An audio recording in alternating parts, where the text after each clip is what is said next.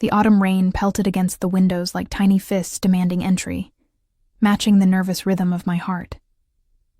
I smoothed down my simple black dress for the 100th time, the worn fabric a reminder of everything I couldn't afford to replace. The waiting room of Blackwood Manor smelled of lemon polish and old money, both equally intimidating to someone like me. "Ms. Ellis?" The stiff-backed woman who had introduced herself as Mrs. Reynolds peered at me over half-moon glasses. "Mr. Salvatore does not tolerate tardiness. You're fortunate he's agreed to see you at all." I swallowed hard. "Yes, ma'am. I appreciate the opportunity." Opportunity was putting it kindly. Desperation had brought me here. 3 months behind on rent, no health insurance for my medications. And now this. My last chance at employment after being blacklisted from every reputable agency in the city, thanks to my former employer's vindictive lies.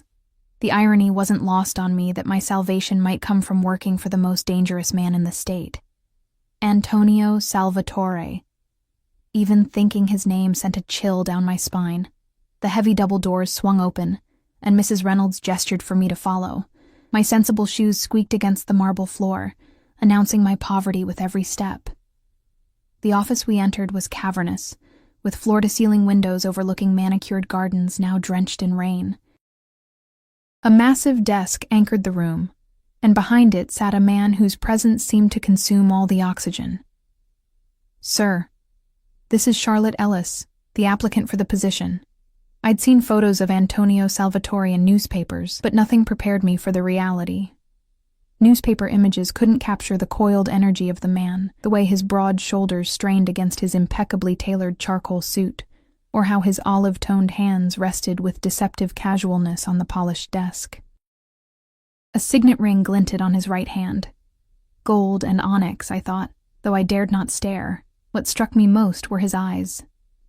Dark as midnight, they assessed me with the cold calculation of a predator deciding whether I was prey worth pursuing. "Sit," he said, his voice unexpectedly soft yet commanding. I sank into the leather chair across from him, keeping my spine straight despite the urge to curl into myself. "Your references are problematic."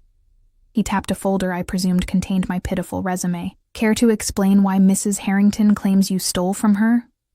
My cheeks burned. "I never stole anything, sir. Mrs. Harrington's son made advances. When I refused him, he took revenge by claiming I'd taken his mother's jewelry." Something flickered in Salvatore's eyes. Interest, perhaps, or merely the reflection of lightning from the storm outside.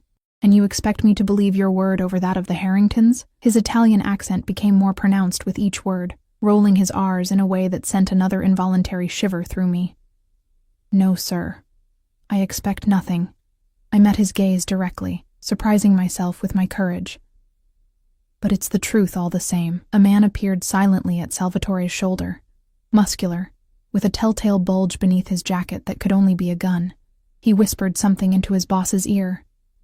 Salvatore nodded once, and the man disappeared as quietly as he'd arrived. "I have a daughter," Salvatore said abruptly. "She's 8 years old. Her name is Sophia." I nodded, unsure where this was heading. "Sophia is special. She has autism. She does not speak to strangers. She does not like to be touched. She has driven away 7 housekeepers in the past year." He leaned forward, those dark eyes boring into mine. "Why should I believe you would be different?" I took a deep breath. "My younger brother has autism, sir. I helped raise him until he was 16 when our parents died. He lives in a group home now because I can't afford to care for him properly." My voice cracked despite my best efforts. "I understand the challenges, and I know that every person with autism is different. But I've learned patience and how to create a structured environment. I know how to respect boundaries and recognize patterns." Something changed in his posture, an almost imperceptible relaxation. "Show me your hands." The request was so unexpected that I complied without thinking, extending my hands palm up across the desk. His fingers brushed mine as he turned my hands over, examining them. His touch was warm, unexpectedly gentle, sending an electric current up my arms. "No rings, no long nails, no polish," he noted. "Sophia dislikes these things. They distract her." He released me, and I quickly withdrew, tucking my hands beneath the desk to hide their trembling. You're younger than I expected. I'm 26, sir. And no family obligations? No boyfriend who will complain when you stay late? I shook my head. Just my brother. And as I mentioned, yes, the group home. He studied me, and I had the distinct impression he was seeing far more than I wanted to reveal. My daughter requires consistency, Ms. Ellis. If I hire you, you will live here. Your days off will be scheduled according to Sophia's needs, not yours. You will follow her routine exactly as my staff directs. Any deviation could trigger episodes that are difficult for her. I understand. Do you? His lips curved in what might have been a smile on a different man, but on him looked predatory. I doubt that very much. A knock at the door interrupted us. The same guard appeared, but this time he wasn't alone. He held the hand of a small girl with cascading dark curls. Her eyes, so like her father's, focused intently on the floor. She wore a pristine white dress with matching tights, but one shoe was missing. She rocked slightly on her feet, a self-soothing motion I recognized immediately. Sir, I apologize, but Miss Sophia insisted on seeing you. She's become agitated. Salvatore's entire demeanor transformed in an instant. The hardness melted away as he rose and moved toward his daughter. It's all right, Marco. Thank you. He crouched before the girl, careful not to touch her. Sophia, tesoro mio, what's wrong? The child didn't respond verbally, but her free hand fluttered in a pattern I recognized as distress. Without thinking, I slipped from my chair and knelt on the floor, keeping a respectful distance. I noticed a small tear in the girl's tights, just below the knee. Her tights are torn, I said softly, and she's missing a shoe. Salvatore's head snapped toward me, surprise evident in his expression. That might be upsetting her, I continued. The asymmetry and the unexpected sensation. I reached into my purse and pulled out a small sewing kit, a habit from caring for my brother, who couldn't tolerate tears in his clothing. May I? After a moment's hesitation, Salvatore nodded. I moved slowly, telegraphing my movements. Hello, Sophia. I'm Charlotte. I see your tights have a small tear. That must feel strange and uncomfortable. Would it be okay if I fix them for you? I won't touch your skin, just the fabric. The girl didn't look at me, but she stopped rocking. I took that as permission, and with swift, practiced movements, made a nearly invisible repair to the tights. There, all better. Now shall we find your other shoe? Sometimes things hide from us, don't they? My brother's shoes used to play hide-and-seek all the time. For the first time, Sophia's eyes flickered toward me, though not quite meeting my gaze. Her hand stopped its agitated fluttering. Marco, Salvatore said quietly, check her bedroom and the hallway for the missing shoe. Sir, we've already... Check again. While Marco disappeared, I remained kneeling, not speaking, but humming very softly, a technique that had often calmed my brother during moments of stress. Salvatore watched me with an intensity that made my skin prickle. I pretended not to notice, keeping my focus on Sophia. The blue butterfly is back, the little girl suddenly whispered, so quietly I almost missed it. Salvatore tensed beside her, his eyes widening fractionally. Is it a special butterfly? I asked gently. It only comes when it's safe. Her eyes remained fixed on a point just past my shoulder. Marco returned, holding a small white shoe. Found it under her desk, sir. I didn't reach for the shoe. Instead, I said, Sophia, would you like to put your shoe on, or would you prefer if your father helps you? Papa, she said, still not looking at anyone. Salvatore took the shoe from Marco and carefully helped his daughter slip it on. Never actually touching her skin, I noted, just supporting the shoe as she pushed her foot into it. Better? He asked her. She nodded, then turned and walked out of the room without another word. Marco following close behind. When the door closed, Salvatore remained crouched for a moment, his expression unreadable. When he rose and returned to his desk, the hardness had returned to his features. She spoke to you, he said, his tone making it sound like an accusation. Children with autism often surprise us, I replied carefully. Sophia hasn't spoken a word to any of her previous caregivers. Some of them worked for months without hearing her voice. He tapped his fingers against the desk. 1, 2, 3, pause, repeat. The blue butterfly is her indicator, her way of telling me she feels safe with someone. I remained silent, sensing the weight of this revelation. You'll start immediately. Mrs. Reynolds will show you to your quarters and explain Sophia's schedule. He pressed a button on his desk, and the stiff-backed woman appeared so quickly she must have been waiting just outside. Sir, she said, Ms. Ellis will be taking the position. Get her settled in the East Wing, near Sophia's rooms. Of course, sir. As I rose to follow Mrs. Reynolds, Salvatore's voice stopped me. Ms. Ellis. I turned back. If you ever betray my daughter's trust, or mine, there won't be a place on this earth where you can hide from me. His voice was soft, almost gentle, which somehow made the threat more terrifying. Do we understand each other? Perfectly, Mr. Salvatore, as I followed Mrs. Reynolds through the maze of hallways. I couldn't shake the feeling that I'd just made a deal with the devil himself. What I didn't know then was how completely that deal would transform both our lives, or how thin the line between protection and possession truly was. That night, as I unpacked my meager belongings in a room larger than my entire former apartment, I caught a glimpse of myself in the ornate mirror. My brown hair was coming loose from its practical bun, and my eyes looked too large for my face, bright with an emotion I couldn't name. Fear, yes, but something else too. A dangerous flicker of hope. A knock on my door made me jump. Mrs. Reynolds stood there with a stack of neatly folded clothing. Your uniforms, she said crisply. Mr. Salvatore requires all staff to dress appropriately. You'll find everything you need. She laid them on the bed, simple but clearly expensive dresses in navy and charcoal. Sophia's schedule, she continued, handing me a typed sheet. Memorize it. Any deviation causes her significant distress. I scanned the meticulous hour-by-hour breakdown of the child's day. One more thing, Mrs. Reynolds added, her voice dropping slightly. Mr. Salvatore is very protective of his daughter.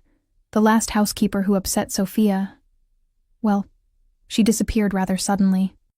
With that parting warning, she left me alone with my thoughts, and the rain still beating against windows that suddenly felt like the bars of a gilded cage.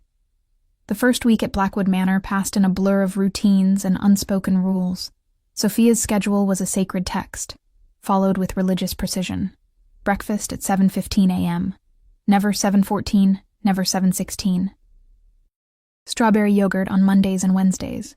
Oatmeal with exactly 6 blueberries on Tuesdays and Thursdays, and cinnamon toast cut into perfect triangles on Fridays. Weekends were for pancakes, shaped like butterflies, with the syrup in a separate dish. Never touching the pancakes until Sophia was ready. I learned quickly that Sophia's world operated on patterns invisible to most, but devastating when disrupted. My own schedule revolved entirely around hers. Awake by 6 a.m. to prepare her day, asleep long after she'd gone to bed at precisely 8:30 p.m., once I'd laid out her clothing for tomorrow and checked her room for any changes that might upset her. What surprised me most was how rarely I saw Antonio Salvatore. He was a ghost in his own home, appearing without warning, and vanishing just as suddenly. When he did materialize, everyone's demeanor changed, backs straightened, voices lowered, eyes averted. Even Mrs. Reynolds, with her perpetual disapproval, softened in his presence, her clipped tones turning almost deferential. I caught glimpses of him in the hallways, always surrounded by men in dark suits with watchful eyes. Sometimes I'd spot him in Sophia's doorway late at night, just watching her sleep, his expression unreadable in the shadows. He never acknowledged me during these moments, but I felt his gaze following me long after he'd disappeared.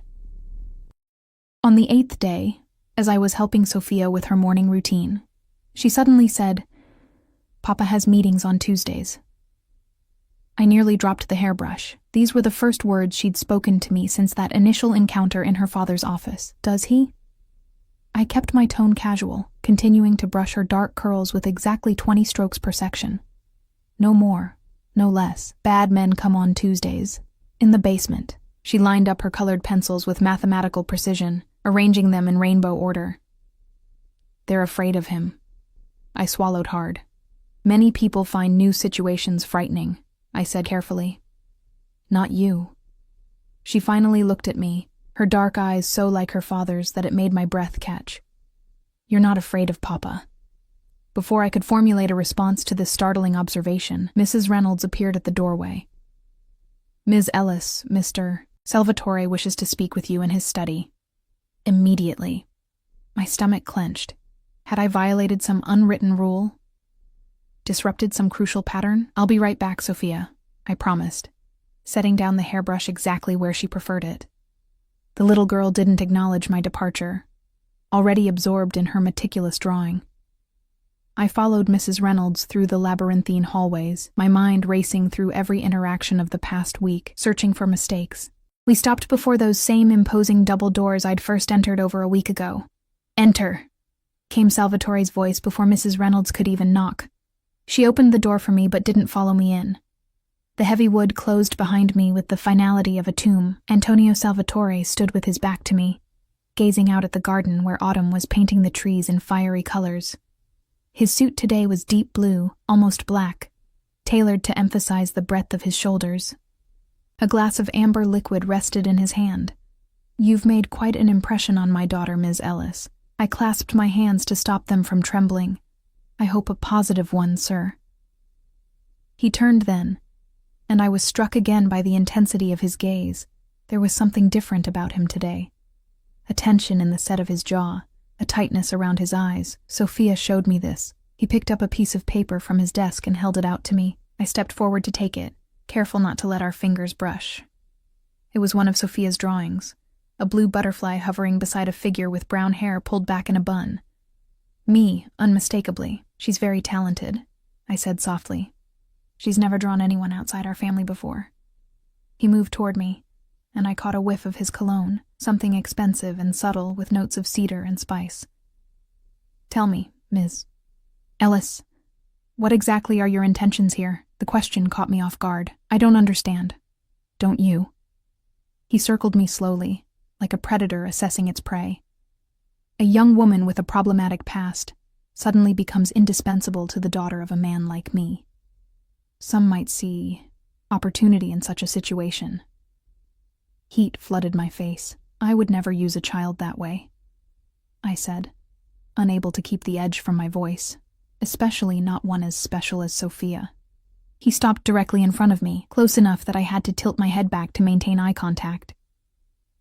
"Then why are you here, Charlotte Ellis? A woman educated at Princeton doesn't typically seek employment as a housekeeper." My blood ran cold. My education wasn't on my resume. I deliberately omitted it, knowing it would raise questions I preferred not to answer. "You've been investigating me." A slight curl of his lips, not quite a smile. "I investigate everyone who comes near my daughter." "Then you know why I'm here." I lifted my chin. "My brother's care is expensive. My student loans are crushing. And thanks to the Harringtons, my degree is worthless in any field that requires a background check. So it's purely financial?" He took a sip of his drink, his eyes never leaving mine. "No," I admitted. "I genuinely care about Sophia. She reminds me of Jason, my brother, at that age. Brilliant, perceptive, trapped in a world that doesn't understand how she experiences it." Something shifted in his expression, a softening so subtle I might have imagined it. "You speak of her autism as if it were a gift, rather than an affliction." "Isn't it both?" I countered. "Like many gifts, it comes with a price, but that doesn't diminish its value." He studied me for a long moment, then abruptly changed course. "Tomorrow is Sophia's piano lesson. It's typically challenging. I noticed it on her schedule. Is there something specific I should know?" "Her teacher, Ms. Abernathy, doesn't fully appreciate Sophia's needs. She insists on techniques that Sophia finds distressing." His jaw tightened. "Unfortunately, she's the only qualified teacher willing to come to the house, given my reputation." I understood the unspoken request. "I'll be there for the entire lesson. If Ms. Abernathy's methods become too overwhelming for Sophia, I'll intervene." He nodded once. "Good." Then, without warning, "Have dinner with me tonight." It wasn't a question. "Sir?" "Sophia goes to bed at 8:30. Join me for dinner at 9. There are matters regarding my daughter's care we need to discuss." Before I could respond, a sharp knock came at the door. Marco entered, his face grim. "Sir, there's a situation that requires your immediate attention." Salvatore's expression hardened instantly. "We'll continue this conversation at dinner, Ms. Ellis. 9 o'clock.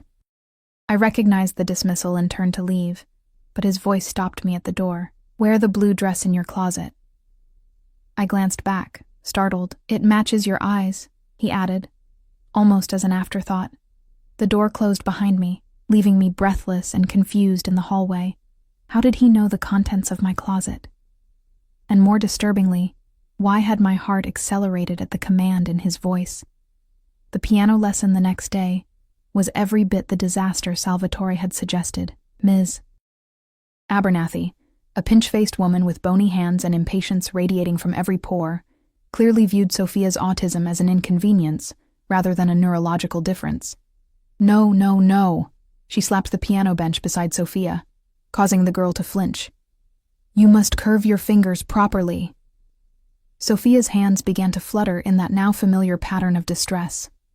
I stepped forward from my position near the window. "Perhaps Sophia could try a different approach," I suggested. "Sometimes alternative techniques—" "I've been teaching piano for 30 years, young woman." Ms. Abernathy cut me off with a glare. "I hardly need advice from a housekeeper." I bit back a sharp retort. "Of course. I simply noticed that Sophia seems uncomfortable with— discomfort is part of learning." She turned back to Sophia, whose rocking had intensified. "Now, again from the beginning." When Ms. Abernathy reached to reposition Sophia's hands, the little girl let out a heart-wrenching whimper. Something protective and fierce ignited in my chest. "That's enough for today," I said firmly, moving between them. "I beg your pardon. Mr. Salvatore pays for a full hour and we've barely begun." "Mr. Salvatore pays for Sophia to learn piano, not to be traumatized by it." I kept my voice level but unyielding. "The lesson is over." Ms. Abernathy's face flushed an ugly red. "I will be speaking to Mr. Salvatore about this insolence. I'm counting on it." I turned my back on her and crouched beside Sophia, whose eyes were squeezed shut. "It's all right now, Sophia. The music is taking a break. Would you like to go to your quiet room?" She nodded, almost imperceptibly. I heard Ms. Abernathy gathering her things with aggressive movements, but I kept my attention focused entirely on Sophia. "I never!" the piano teacher huffed as she stormed out. Once she was gone, Sophia's eyes opened. She looked directly at me, a rare occurrence that made my heart swell.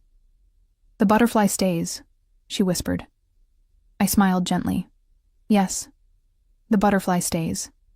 The blue dress hung in my closet like a question. I'd never seen it before today, yet there it was. Silk the color of a summer sky, simple yet elegant. It had appeared while I was helping Sophia with her afternoon routine, along with a note in masculine handwriting. "I look forward to our dinner. A.S." I stared at myself in the mirror, hardly recognizing the woman who looked back.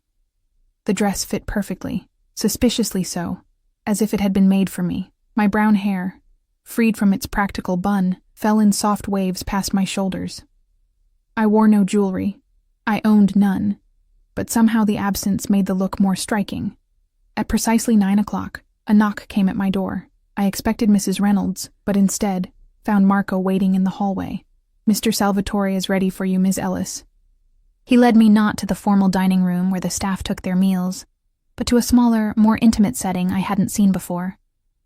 A solarium, glass-walled and filled with exotic plants, overlooked the moonlit gardens. A single table was set for two, candlelight casting golden shadows, and there stood Antonio Salvatore, without his usual entourage of watchful guards. He wore a black shirt open at the collar, no tie, with the sleeves rolled up to reveal strong forearms, less formal than I'd ever seen him, yet no less intimidating. His eyes traveled slowly from my face to the hem of the dress and back again, his expression unreadable. "You look beautiful, Charlotte." My first name in his mouth sounded like a different word entirely, rich with meaning I couldn't, or wouldn't, decipher. "Thank you for the dress," I said, my voice steadier than I felt, "though I'm curious how you knew my size." A ghost of a smile.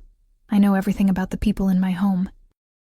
Marco pulled out my chair, and I sat, hyper-aware of Salvatore's presence across from me.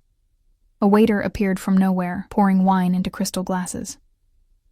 "Ms. Abernathy called me today, he said once we were alone, quite distraught. I tensed. I'm sorry if I overstepped.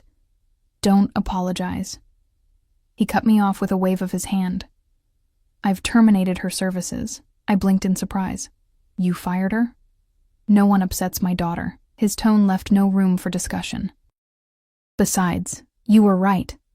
Sophia should learn in a way that accommodates her uniqueness, not despite it. The dinner conversation flowed more easily than I expected. Antonio, he'd insisted I use his first name, at least in private, possessed a surprising knowledge of autism spectrum disorders. He spoke of therapies he'd researched, specialists he'd consulted, and his frustration with a world that refused to adapt to his daughter's needs. I can build empires and break men with a phone call, he said, swirling the ruby wine in his glass, but I cannot make the world kinder to my Sophia. In those moments, the dangerous Mafia boss receded, revealing a father desperate to protect his child. It was disarmingly human, this vulnerability he showed only when speaking of Sophia, what happened to her mother. The question slipped out before I could stop it, wine and candlelight loosening my tongue. His face shuddered instantly. That is not a subject we discuss. I apologize, I said quickly. I shouldn't have. No, you shouldn't have. His voice had lost its warmth. Some doors, once opened, cannot be closed again, Charlotte. The sudden chill between us remained through the rest of the meal, though he maintained impeccable courtesy. When we finished, he escorted me back to my room in silence, stopping outside my door. You did well today with Sophia, he said finally. I won't forget it. Before I could respond, he took my hand and brought it to his lips, pressing a kiss against my knuckles. The gesture was old-world, formal, yet the heat of his mouth against my skin sent electricity racing up my arm. Good night, Charlotte. He was gone before I could catch my breath, leaving me standing outside my door with my heart hammering against my ribs and the ghost of his touch lingering on my skin. Weeks passed, falling into patterns as structured as Sophia's daily schedule. I grew to love the little girl with her brilliant mind and unique view of the world. We developed our own language of gestures and half-spoken thoughts.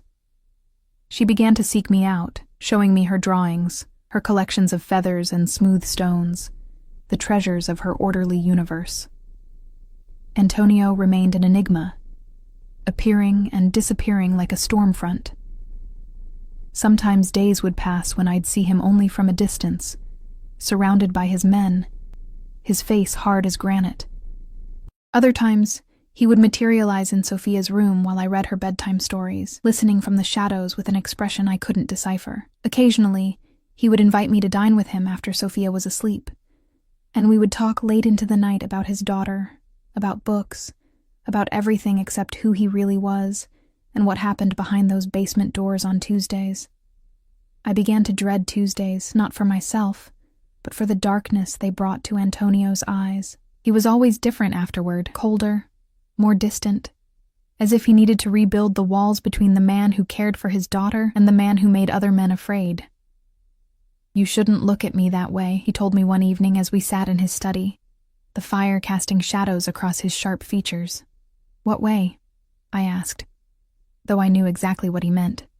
Like you're trying to reconcile two different men. His eyes, nearly black in the firelight, fixed on mine.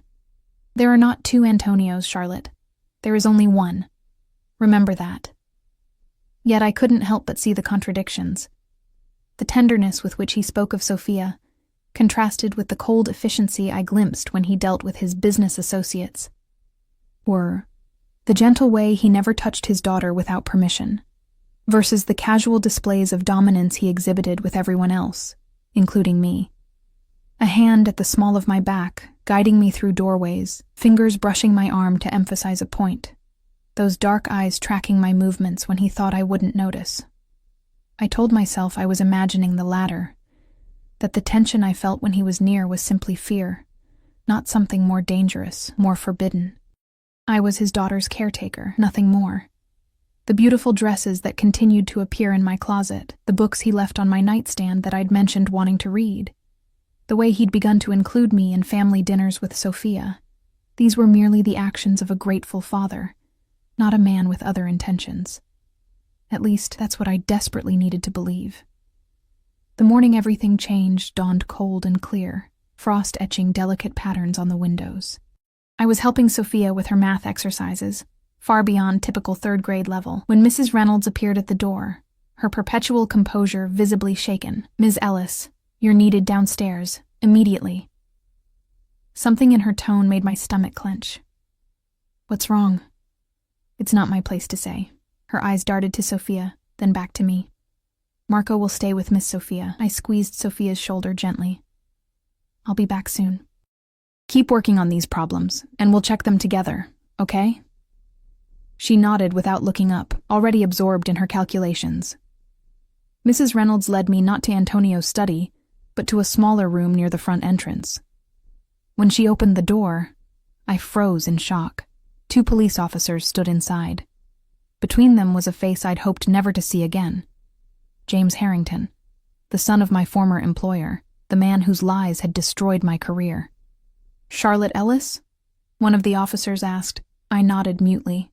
"These gentlemen are here about the theft charges Mr. Harrington has filed against you," Mrs. Reynolds explained, her voice brittle.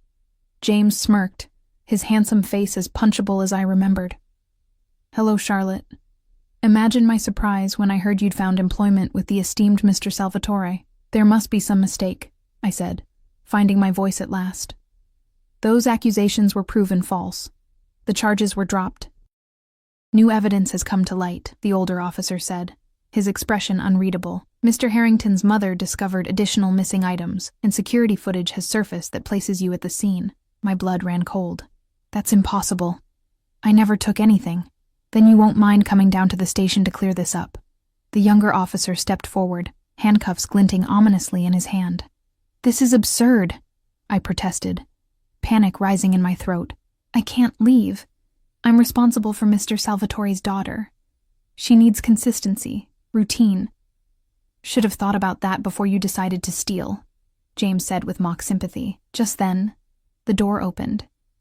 Antonio Salvatore stood in the threshold, his presence immediately dominating the room. He wore a charcoal suit that seemed to absorb the light, his expression controlled, but eyes blazing with cold fury. "What is happening here?" His voice was soft, dangerously so. The officers straightened instinctively. Even they weren't immune to the authority he radiated. "Mr. Salvatore," the older one began, "we have a warrant for Ms. Ellis's arrest regarding theft charges from her previous employer." Antonio's gaze shifted to James Harrington, who had the good sense to look uncomfortable under that penetrating stare. "Mr. Harrington," Antonio said, his Italian accent more pronounced than usual. "What an unexpected pleasure. Mr. Salvatore," James cleared his throat. "This is just a legal matter that—" "A legal matter," Antonio repeated, the words like ice. "In my home, involving my daughter's caretaker, without my knowledge." He crossed to his desk and pressed a button. Within seconds, Marco appeared, along with 2 other security men I recognized from Antonio's entourage. "Gentlemen," Antonio said to the officers, "I understand you have a job to do. However, Ms. Ellis is essential to my daughter's care. Removing her without warning would cause my child significant distress." "Sir, we have a warrant," the younger officer began. "Of course." Antonio cut him off smoothly. "And you will execute it, after my attorney arrives to review it. In the meantime, perhaps we can discuss this situation like civilized men." He turned to James. "Mr. Harrington, I believe your father and I have mutual associates. Giorgio Vannucci, for instance." The color drained from James's face. I didn't know who Giorgio Vannucci was, but clearly, the name held significance. Yes, I believe they've done business," James stammered. "How fortunate. I'm sure a single phone call could clear up this unfortunate misunderstanding." Antonio smiled, a gesture that never reached his eyes. "Marco, please escort our guests to the West Parlor. Offer them refreshments while we wait for my attorney." Marco stepped forward, his posture making it clear this wasn't a suggestion. "Mrs. Reynolds, Take Ms. Ellis back to Sophia. She doesn't need to concern herself with this matter any further. But sir, I protested. Antonio silenced me with a look. It's handled, Charlotte. Go to my daughter. I hesitated, torn between relief and concern about what handled might entail. Now please, he added, his tone gentler, but no less commanding. As I left, I caught James Harrington's expression, a man realizing too late that he had made a grave miscalculation. That evening, after Sophia was asleep, a knock came at my door. I opened it to find Antonio standing there, his tie loosened, a tumbler of whiskey in his hand. May I come in? I stepped back to allow him entry, acutely aware that we'd never been alone in my room before. He moved to the window, looking out at the moonlit grounds. The charges have been dropped, he said without preamble. Permanently this time, Mr. Harrington has signed a statement admitting the accusations were fabricated out of personal vendetta. Relief flooded through me. Thank you. But I have to ask, what did you do to make him confess? Antonio turned, his expression unreadable in the half-light. Does it matter? Yes, I said firmly. It matters to me. He studied me for a long moment. I simply made it clear that continuing his vendetta against you would be more costly than he was prepared to pay. You threatened him. I reminded him of reality. Antonio took a sip of his whiskey. Men like James Harrington only understand power and consequences.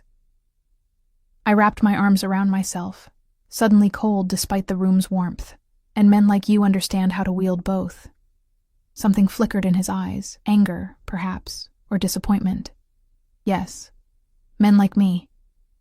He set down his glass and moved toward me, stopping close enough that I could smell his cologne, feel the heat radiating from his body. Does that frighten you, Charlotte? Should it? I didn't back away, though every instinct screamed for me to create distance between us. Yes. His voice dropped lower. You should be terrified. Of you. Of this. Before I could process his meaning, his hand cupped my cheek, his touch startlingly gentle for a man with so much power, so much darkness. Of what I want from you. My breath caught. What do you want from me? His thumb traced my lower lip, sending shivers down my spine. Everything. The single word hung between us, heavy with implication. I knew I should step back, establish boundaries, remember who he was, and all the reasons why this was impossible. Instead, I found myself leaning into his touch, my body betraying my better judgment.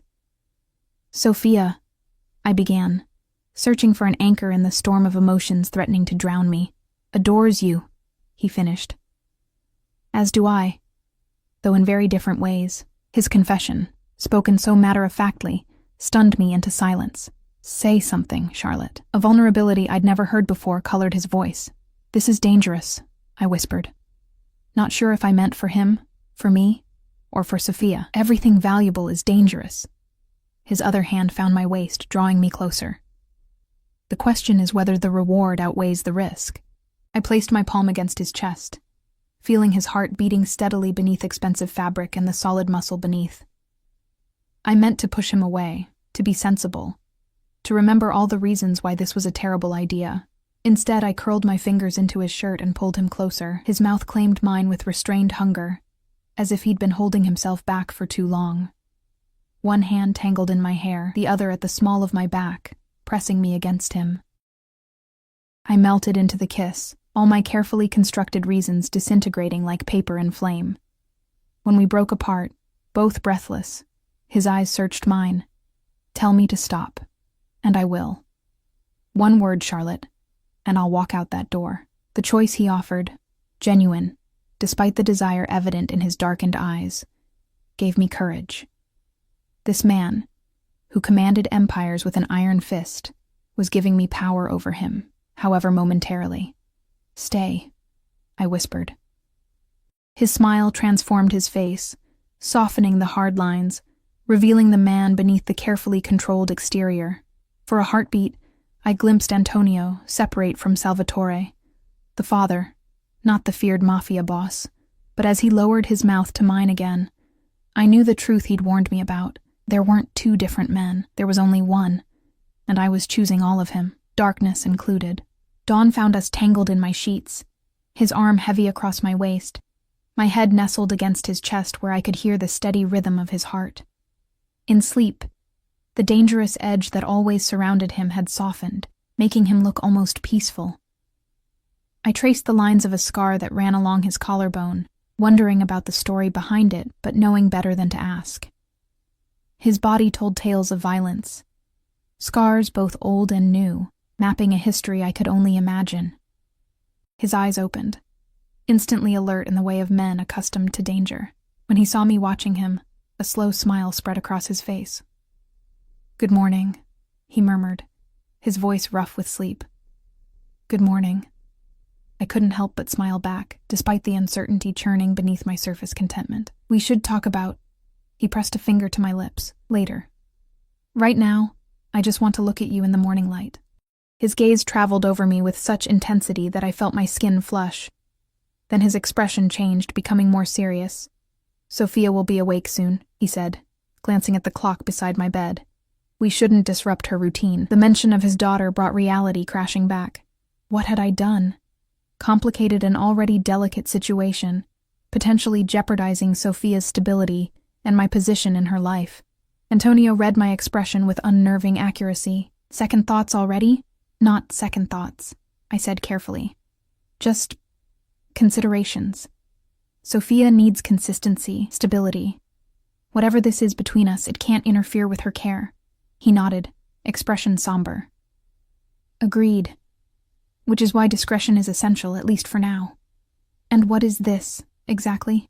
I asked, needing definition, parameters, something solid to stand on. Antonio sat up, the sheet pooling around his waist, revealing the muscular torso marked with the evidence of a violent life. He took my hand, his touch unexpectedly tender. "This is me, wanting you.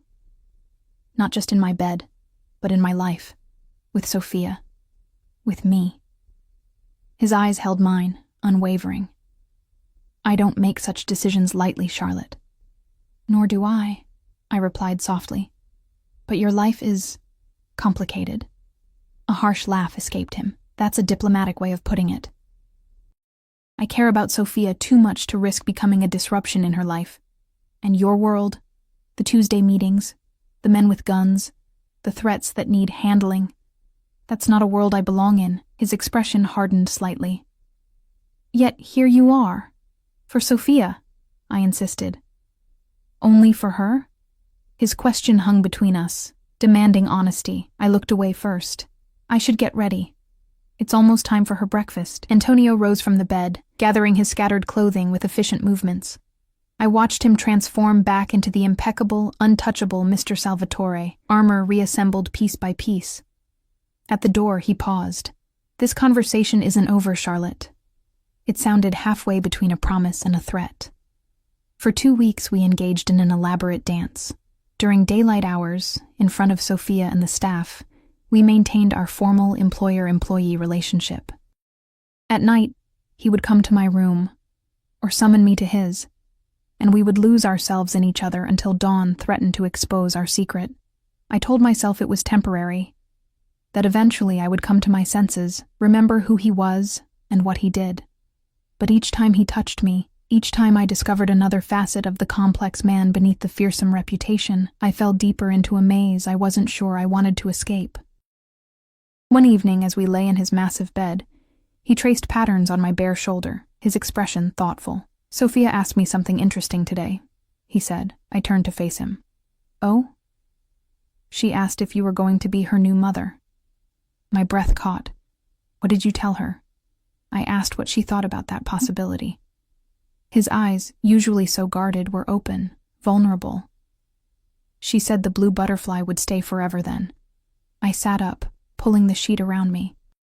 "Antonio, you can't just—" "Can't what? Consider a future where you're more than just my daughter's caretaker? More than just my lover? We've barely known each other 3 months, I protested, though time seemed a weak objection compared to the fundamental differences in our worlds. "I knew after 3 days," he said simply, "the way you understood Sophia, saw her as she truly is. The way you stood up to me when everyone else cowers. That's not a basis for whatever you're suggesting. He sat up beside me, taking my face in his hands. I'm not suggesting anything yet. I'm telling you that my daughter sees what's happening between us. Because children, especially children like Sophia, notice everything. And I'm asking you to think about what you want this to be. I leaned into his touch despite myself. I want what's best for Sophia. As do I. Always. His thumb stroked my cheek. But perhaps what's best for her is also what's best for us. Before I could respond, a sharp knock came at the bedroom door. Antonio tensed, immediately on alert. No one would dare interrupt him unless it was urgent. "Sir?" Marco's voice tight with barely controlled panic. Antonio was out of bed in an instant, pulling on pants and a robe. "What is it?" "It's Miss Sophia, sir. She's missing." The world seemed to stop. Antonio froze for a heartbeat, then exploded into action, throwing open the door to find Marco standing there, ashen-faced. "What do you mean, missing?" Antonio's voice was deadly quiet. I scrambled from the bed, wrapping myself in the sheet. When was she last seen? Marco's eyes widened slightly at the sight of me in his boss's bedroom, but he recovered quickly. Mrs. Reynolds checked on her at 9 p.m. as usual. When I made the midnight security sweep, her bed was empty. Antonio was already striding down the hallway. "Lock down the property. Every inch of the grounds, every room. Find her now." I rushed back to my room, throwing on clothes haphazardly. My mind raced through possibilities. Sophia had never left her room at night before, never broken her routine. Something was terribly wrong. I ran to her bedroom, hoping against hope that she'd returned. The empty bed with its butterfly-patterned comforter sent a chill through me. I scanned the room, looking for clues, anything that might indicate where she'd gone or why. Her closet door stood ajar. Inside, I noticed her emergency backpack was missing, the one she'd meticulously packed with essentials for what she called bad days. It contained her favorite blue sweater, a small photo of her and Antonio, her special blue butterfly hair clip, and a few other comfort items. She'd left voluntarily then. But why? And where would she go? I hurried downstairs to find the house in controlled chaos. Security teams were sweeping every room, checking surveillance footage. Antonio stood in the center of his study, issuing rapid-fire commands, his face a mask of controlled terror. "Her emergency pack is gone," I said as I entered. "She took it with her." His head snapped toward me. "You're sure?" "Positive. She packed it herself, showed me where she kept it, just in case." In case of what?" he demanded. "She never specified. Just bad days." I tried to think like Sophia, to see the world through her perfectly ordered lens. "Has anything changed recently? Anything disrupted her routine or upset her?" Antonio ran a hand through his hair, a rare gesture of agitation. "Nothing. Everything has been exactly as she..." He stopped abruptly, realization dawning on his face. "Us. You and me." "But we've been so careful," I protested. "And she seemed positive about the idea when she asked you. Children say what they think adults want to hear sometimes." His voice was hollow. "Even Sophia." Marco burst into the room. "Sir, we found something on the East Wing cameras. 40 minutes ago, Miss Sophia left through the garden door." "Alone?" Antonio's voice cracked on the word. "Yes, sir. Voluntary movement, no signs of distress. She appeared to know exactly where she was going." I closed my eyes, thinking. "The willow tree," I said suddenly. "By the pond." Both men turned to me. "She talks about it sometimes, says it's where she goes in her head when things get too loud, too overwhelming. She's drawn it dozens of times." Antonio was already moving, barking orders to focus the search on the eastern grounds. I followed, grabbing a flashlight from one of the security team members. The night air was biting, winter approaching with icy fingers. I wrapped my cardigan tighter around myself, thinking with dread of Sophia in her thin pajamas, alone in the darkness she feared. Antonio moved ahead of me, his longer strides eating up the distance.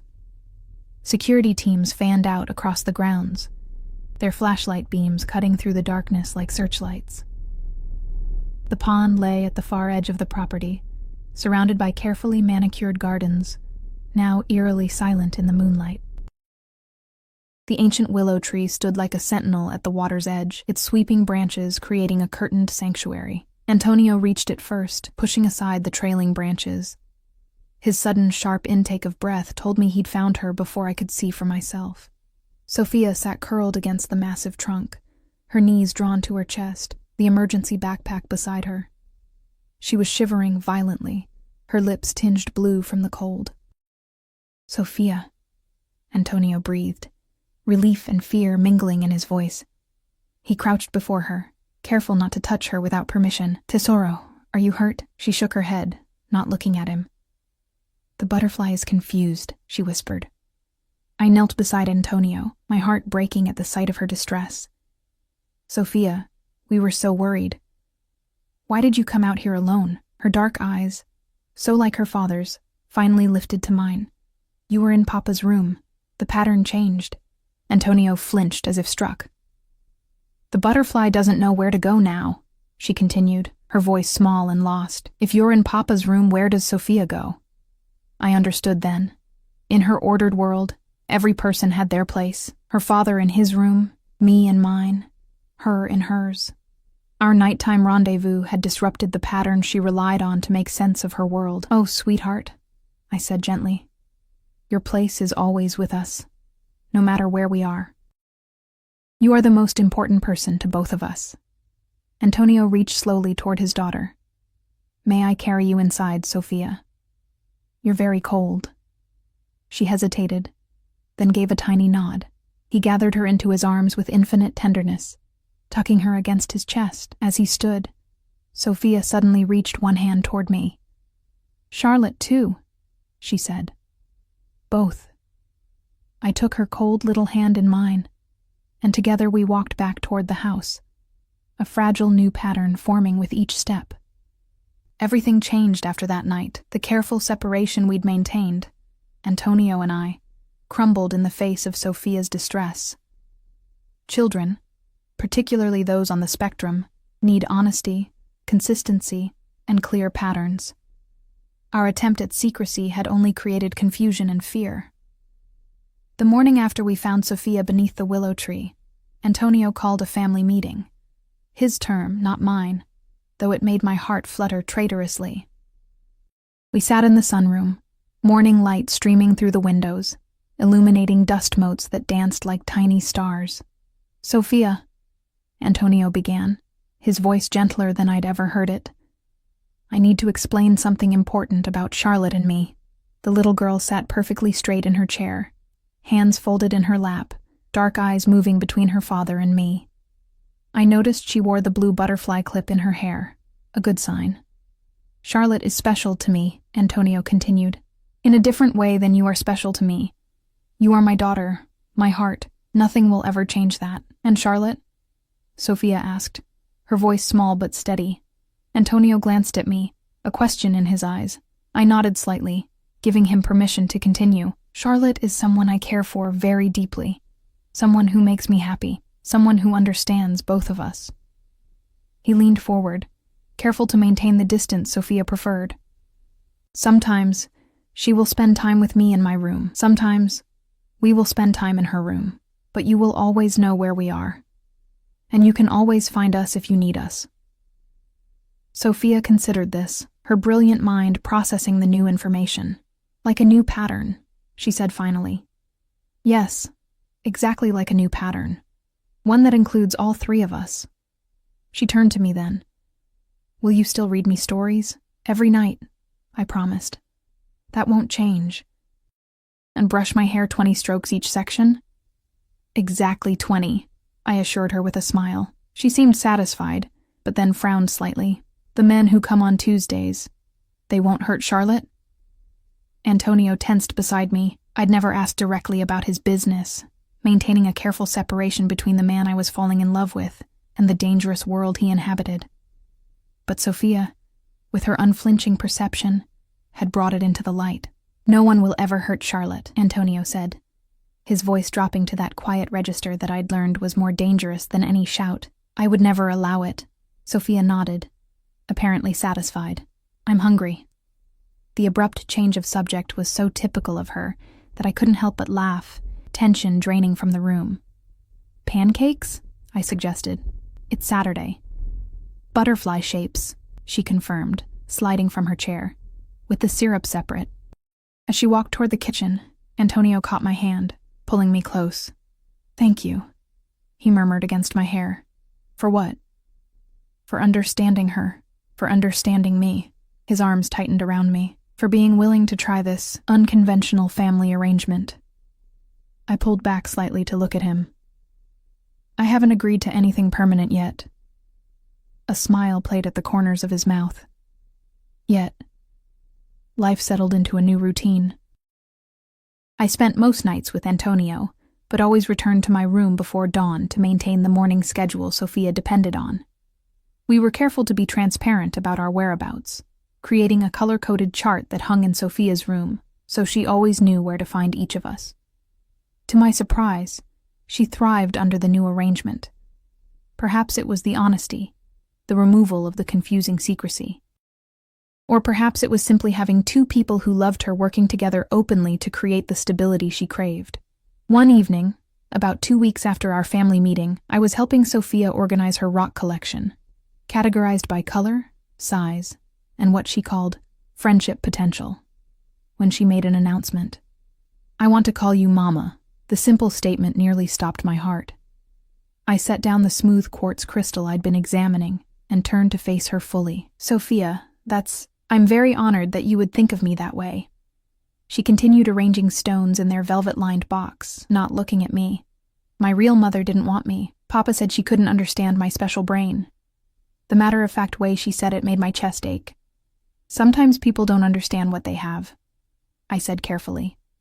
"You understand," she said, still focused on her task. "And you want to stay. The butterfly says so." I blinked back sudden tears. "The butterfly is right. I do want to stay. Then you can be my mama." She placed the final stone in its designated spot and closed the box with a satisfying click. "Papa wants you to be my mama too. He keeps the ring in his desk drawer." My breath caught. "What ring, Sophia?" She gave me a look that clearly questioned my intelligence. "The ring to ask you to marry him. In the blue box. Top right drawer. Behind the picture of me."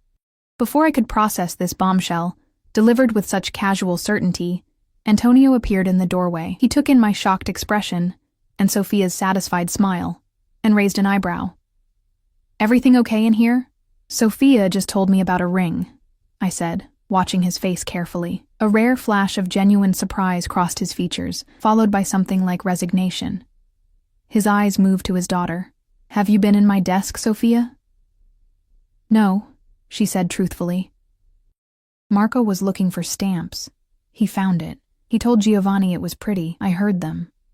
Antonio shook his head, a rueful smile playing at his lips. Nothing stays secret in this house, it seems.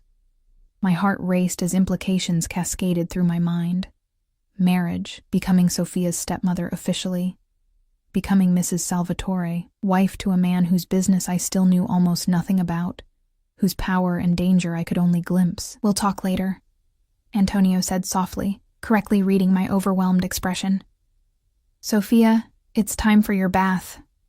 As I rose to help with her evening routine, he caught my arm gently. "Let Mrs. Reynolds handle it tonight. I think you and I need to have a conversation." 20 minutes later, we sat in his study, the same room where we'd first met, where I'd first encountered Sophia. It felt like years ago, rather than months. Antonio leaned against his desk, arms crossed over his chest, watching me with those dark, unreadable eyes. "So," he said finally, "you know about the ring. Apparently everyone knows about the ring except me," I replied, aiming for lightness despite my racing heart. He moved to the desk, opened the drawer Sophia had described, and extracted a small blue velvet box. "This wasn't how I planned to do this." "How did you plan to do it?" A ghost of a smile, with more romance, less ambush. He came to stand before me, but instead of kneeling as I half expected, he simply held out the box. "Look at it, then we'll talk."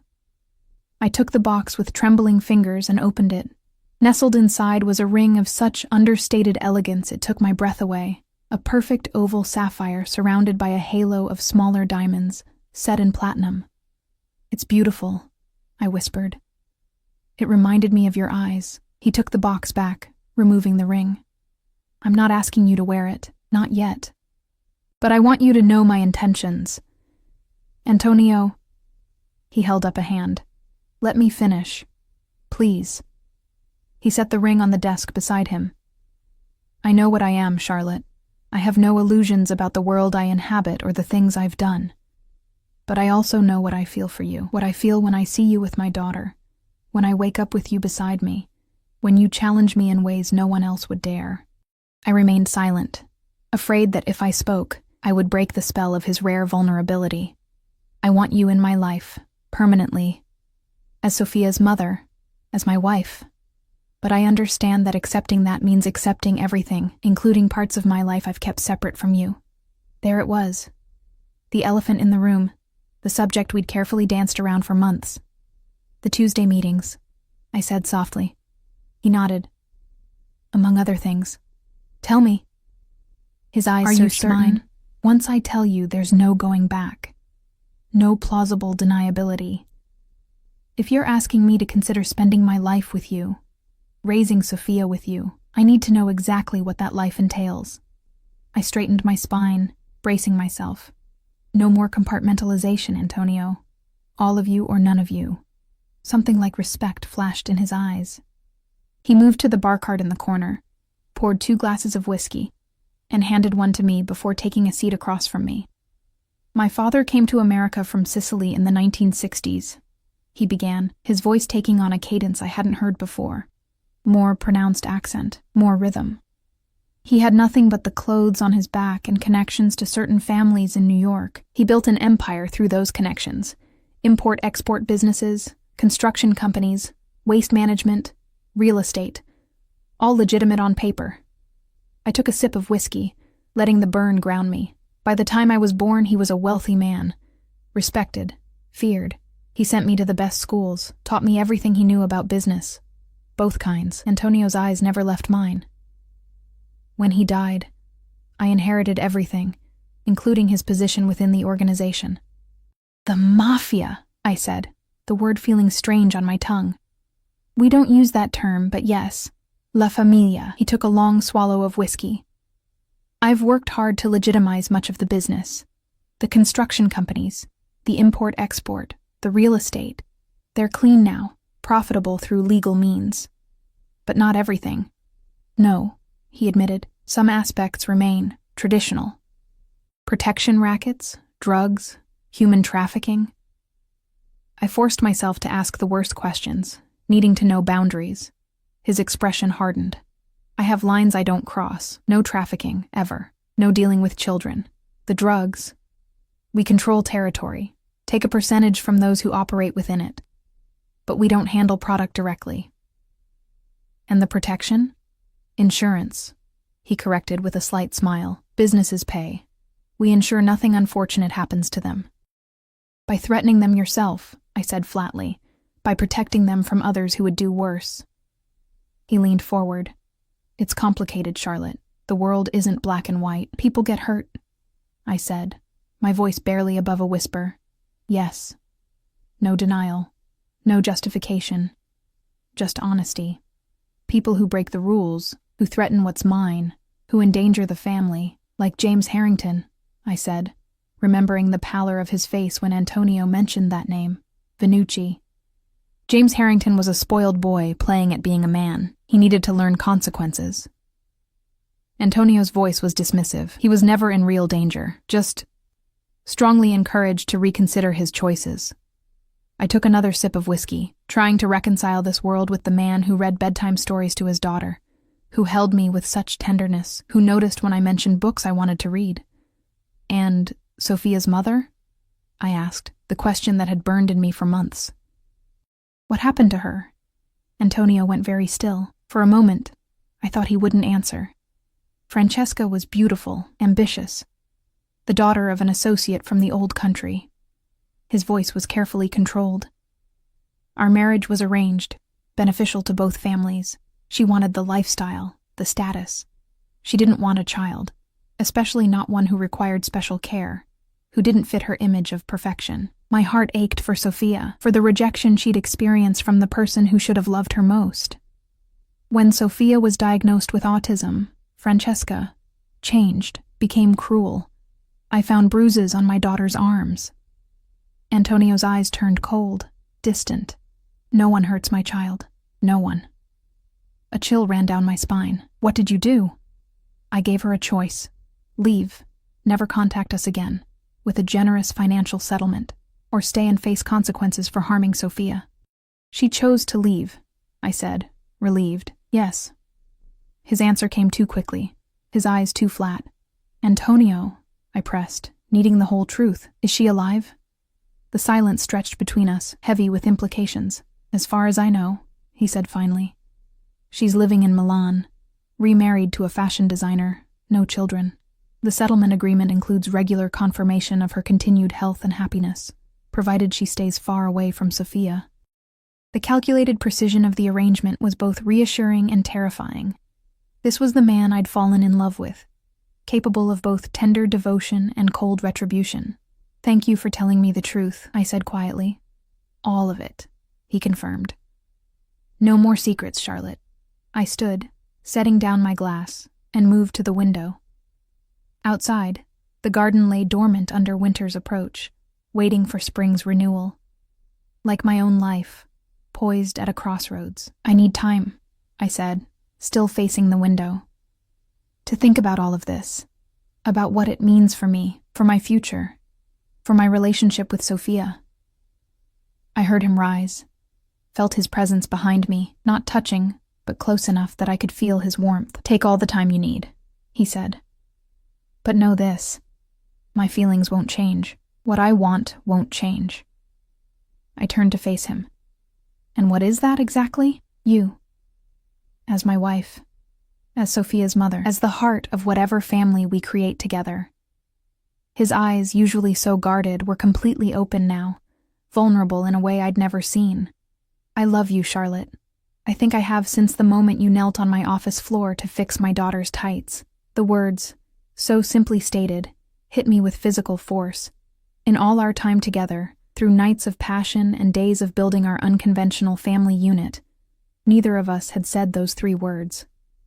I love Sophia, I said carefully. That I know with absolute certainty. Pain flickered across his face at my deliberate omission. And you, I continued, reaching up to touch his cheek. You I love in ways that terrify me. Because loving you means accepting all of you. The father, the lover, and yes, the man who holds Tuesday meetings in the basement. Hope kindled in his eyes. Is that a yes? It's a not yet, I clarified. I need to be sure, Antonio. Not just for my sake, but for Sophia's. She's already called me Mama today. If I stay, if I wear your ring, there's no going back for her. I won't risk breaking her heart if I'm not absolutely certain. He nodded, accepting my terms with grace I hadn't expected. How will you know when you're certain? I smiled slightly. I imagine it will be like Sophia's blue butterfly. It will just appear when it's safe. Winter melted into spring, and still, the ring remained in its blue velvet box in Antonio's drawer. He never pressured me, never mentioned it, though I sometimes caught him watching me with Sophia, a question in his eyes I wasn't ready to answer. Sophia continued to call me Mama, a title I accepted with both joy and trepidation. We fell into the rhythm of family life. Breakfast together, Antonio joining us when he could, weekends exploring museums that accommodated Sophia's sensory needs, quiet evenings reading in the library, the 3 of us in companionable silence. The Tuesday meetings continued, but Antonio no longer disappeared behind an impenetrable wall afterward. Instead, he would find me once Sophia was asleep, sometimes with shadows in his eyes, sometimes with tension in his shoulders, and silently seek the comfort of my arms. I learned to read the signs, to know when to ask questions, and when to simply be present. I learned that there were aspects of his business I could influence, pushing for more legitimate investments, suggesting community initiatives that built goodwill while genuinely helping people. Most importantly, I learned that loving Antonio didn't mean condoning everything he did. It meant accepting the complexity of the man, recognizing the fierce protector alongside the ruthless enforcer, understanding that in his world, the two were inseparable. One perfect May morning, Sophia and I were in the garden, planting flowers in the beds outside my window, pansies and forget-me-nots in careful patterns she had designed with mathematical precision. Blue butterflies like these flowers, she informed me, patting soil around a delicate plant. Do they? How do you know? I asked, enjoying her rare, talkative mood. I researched, she said seriously. For my project. What project is that, sweetheart? Instead of answering, she reached into the pocket of her gardening apron and withdrew something small that caught the sunlight. She held it out to me with solemn ceremony. In her palm lay the sapphire ring from Antonio's desk. My breath caught. Sophia, where did you get that? Papa said it was time. She continued, holding it out, unwavering. He said the butterfly knows it's safe now. I looked up to find Antonio standing at the garden's edge, watching us with that intensity that still made my heart race after all these months.